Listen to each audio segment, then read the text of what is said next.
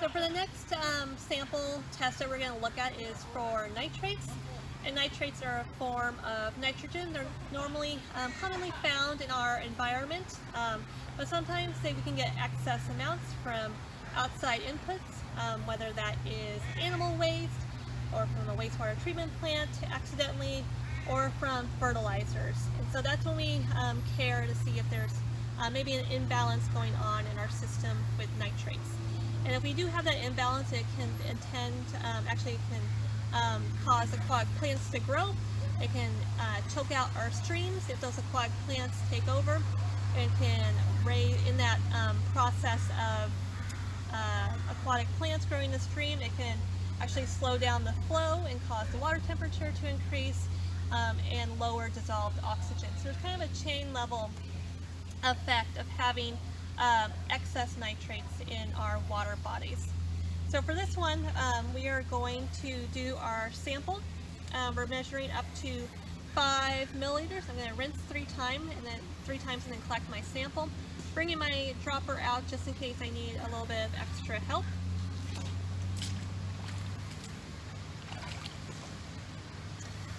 I'm going to let that silt or sediment settle back down before I collect. Alright, rinsing 3 times. 1, 2, 3. Okay. And I'm going to collect a sample. Get back down to 5 milliliters. Sometimes you get lucky. I'm just a little bit short, so I'm going to use my dropper. I'll make it back up to 5 milliliters. Okay.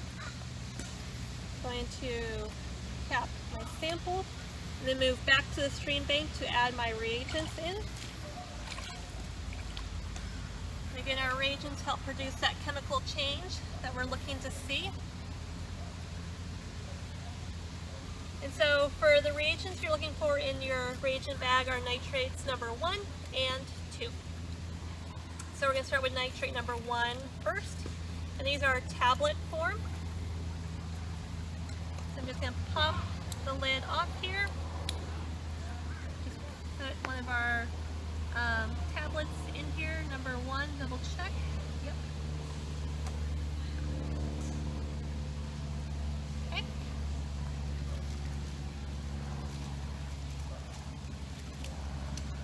And then I'm going to cap it. I'm going to mix it up. And this one you can do inversions, you can shake, doesn't matter which way you do. And this one, sometimes during the winter, takes a little bit longer to dissolve when it's cooler temperatures. When it's finally dissolved, it'll just look a little bit cloudy, which is normal.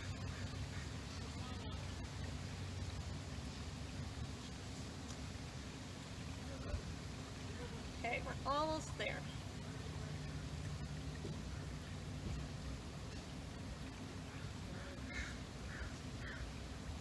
Alright, so we're all mixed up with nitrate number 1.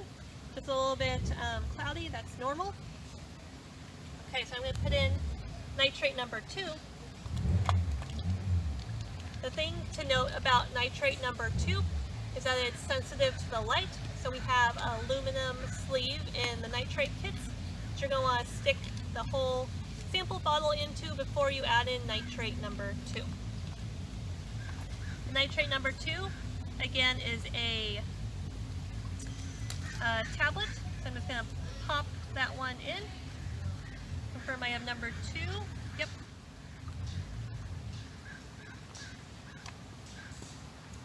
Okay.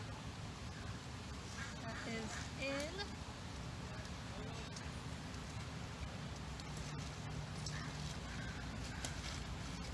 Going to cap again.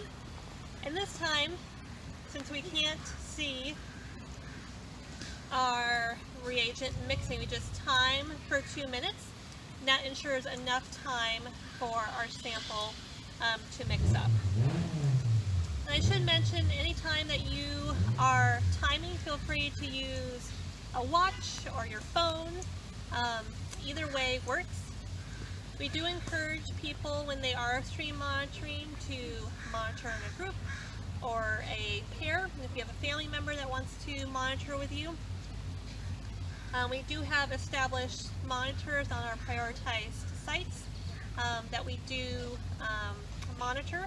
And so we will set you up with a team or that group if you are interested in partnering with them. But we highly encourage and kind of select first for those prioritized sites in monitoring groups. We have about a minute left on our reagent number 2, mixing it up. Again, really important to ensure that reagent number 2 when you're mixing is in this protective sleeve.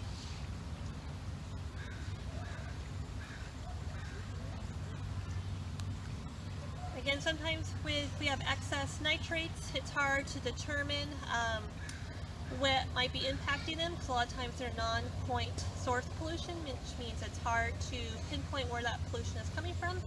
It could be runoff from a lawn area if you're talking about fertilizers. It could be pet waste. It's sometimes just wildlife waste as well can contribute, but it's hard to sometimes know where that's coming from. So you kind of have to make your best educated guess.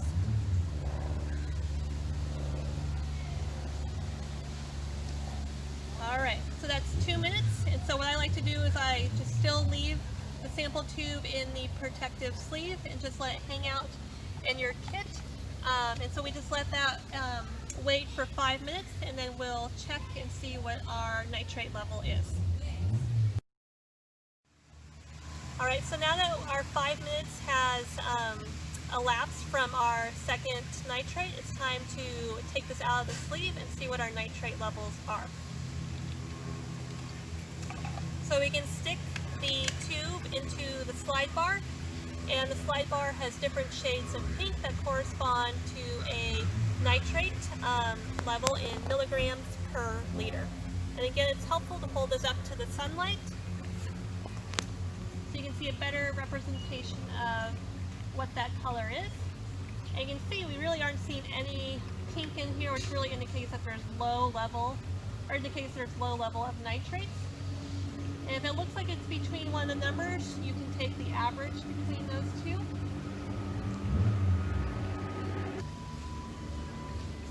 So we have different shades of pink on our slide bar, but for our sample, we're not really seeing any pink in here, which indicates there's a low level of nitrates. If it's in between, if your color's in between two of the colors or the numbers, you can take the average.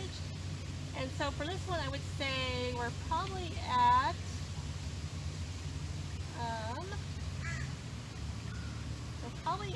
a 0, between 0 and 1, so I'm going to say 0.5